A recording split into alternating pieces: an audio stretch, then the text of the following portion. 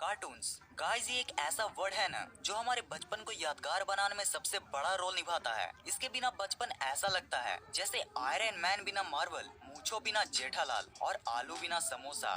खैर, बचपन में हमने न जाने कितने ही कार्टून्स देखे होंगे, मगर उनमें से कुछ ही ऐसे कार्टून शोज होते हैं जो हमारे दिलो दिमाग पर अपनी छाप छोड़ पाते हैं। वाओ मैन, कार्टून्स भी क्या नॉस्टैल्जिक फीलिंग देते हैं। तो गाइस, आज हम बचपन की इसी नॉस्टैल्जिक फीलिंग को महसूस करने के लिए आपके लिए कुछ ऐसे ही पॉपुलर कार्टून्स के लास्ट एपिसोड को लाए हैं जिनके लास्ट एपिसोड को आज तक आपने नहीं देखा होगा। पर मैन, अगर आपको भी डोरेमोन, शिनचैन जैसे जापानीज कार्टून देखना पसंद है तो आपने इस अमेजिंग कार्टून को भी जरूर देखा होगा। बात करें अगर इसके क्रिएटर की, तो इस कार्टून के क्रिएटर फुजिको एफ फुजियो हैं और जिन्होंने ही कितरेत्सु, निंजा हथौड़ी और डोरेमोन जैसे पॉपुलर कार्टून शोज को क्रिएट किया है और जिन्हीं की वजह से आपको बचपन में मीठी यादों के साथ पापा के पावरफुल घूंसे भी मिले हैं।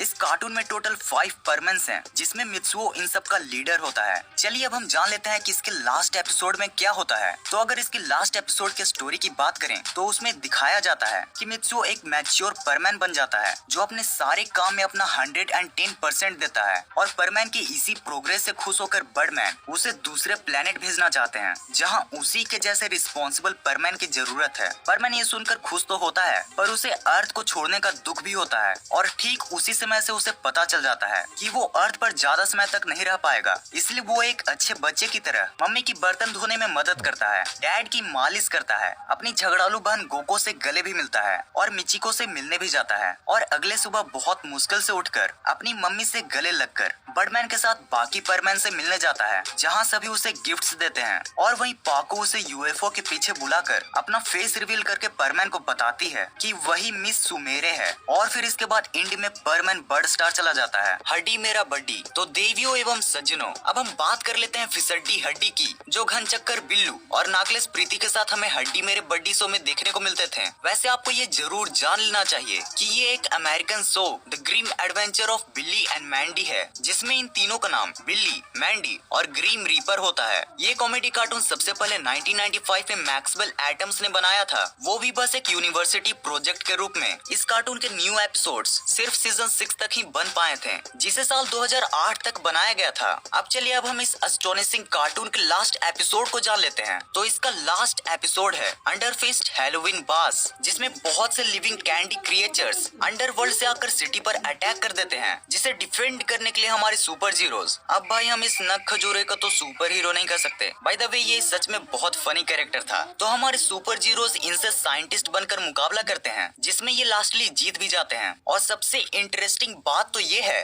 कि इस एपिसोड के लास्ट सीन में मैंडी यानी कि प्रीति प्रेसिडेंट भी बन जाती है, जो लोगों को तबाह करने की जगह उनकी सेवा करती है। शिनचैन।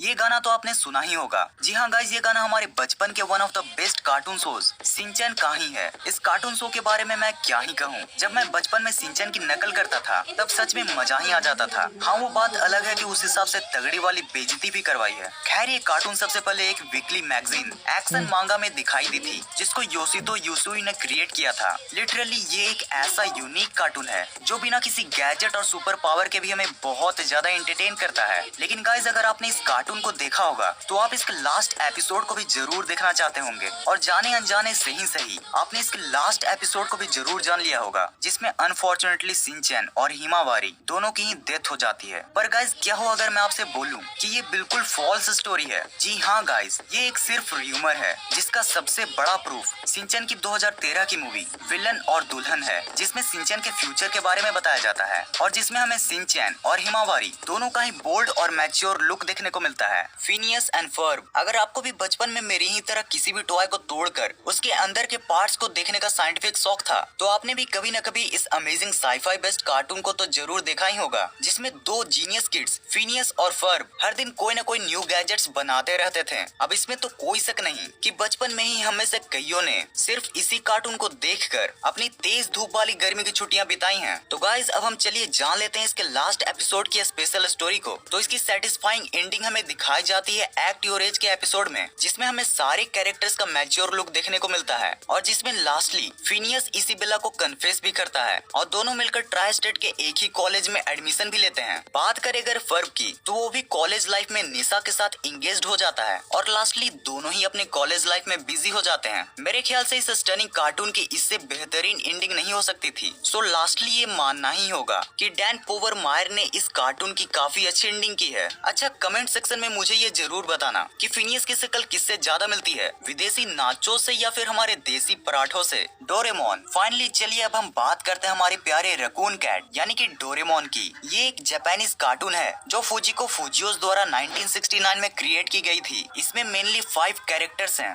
डोरेमोन, नोबिता, सुजुका, जियान और सुनियो। जी हाँ गाइस, आपने सही गेस किया, ये वही बच्चे थे जो बचपन में न खुद पढ़ते थे और न ही हमें पढ़ने देते थे। बात करें अगर इसकी स्टोरी लाइन की, तो इसमें एक बकलोल बॉय नोबिता होता है जो हमेशा ही अपने 22nd सेंचुरी से आए रोबोट फ्रेंड डोरेमोन से गैजेट्स की डिमांड करते फिरता है। अब मेरी तरफ इस तरीके से मत देखो। तो चलिए अब हम जान लेते हैं इसकी एंडिंग को। तो इसकी एंडिंग आज भी एक कंफ्यूजन बनी हुई है, क्योंकि एक मांगा में ये दिखाया गया है कि डोरेमोन एक दिन अचानक अपने आप ही काम करना बंद कर देता है और जब नोबिता इस बारे में डोरेमी से पूछता है तो उसे पता चलता है कि अब डोरेमोन सिर्फ फैक्ट्री रीसेट के थ्रू ही ठीक हो सकता है, जिसमें वो नोबिता संग बिताई हर एक मेमोरीज को लूज कर देगा। नोबिता को ये बात बिल्कुल पसंद नहीं आती और वो बाद में मैच्योर होकर खुद ही डोरेमोन को ठीक कर देता है। और वहीं दूसरे एंडिंग में ये दिखाया जाता है कि नोबिता को एक सिजोफ्रेनिया नाम की बीमारी होती है, जिसमें वो डोरेमोन को as a fictional character imagine करता है और लास्टली सच्चाई को जानकर अपने आप को गोली मार लेता है। लेकिन गाइस, आज तक इसका ऑफिशियल लास्ट एपिसोड नहीं बनाया गया है, क्योंकि इसके लास्ट एपिसोड बनाने से पहले ही इसके दोनों क्रिएटर्स अलग हो गए थे और इसकी पॉपुलैरिटी को देखकर मुझे ये बिल्कुल भी नहीं लगता कि अभी इसका लास्ट एपिसोड भी बनेगा। और गाइस, अगर सच बताऊं तो मैं भी यही चाहता हूं, क्योंकि ये हमारे लिए सिर्फ एक कार्टून ही नहीं बल्कि एक इमोशन है। तो यही होती है वीडियो खत्म। अगर आपको वीडियो देखने में मजा आया हो तो इस वीडियो को लाइक और शेयर जरूर कर देना, और अगर आपको ऐसी इंटरेस्टिंग वीडियो देखना पसंद है तो चैनल को सब्सक्राइब करके बगल वाले बेल आइकन को ऑन कर देना। इस वीडियो को पूरा एंड तक देखने के लिए thanks for watching this entire video.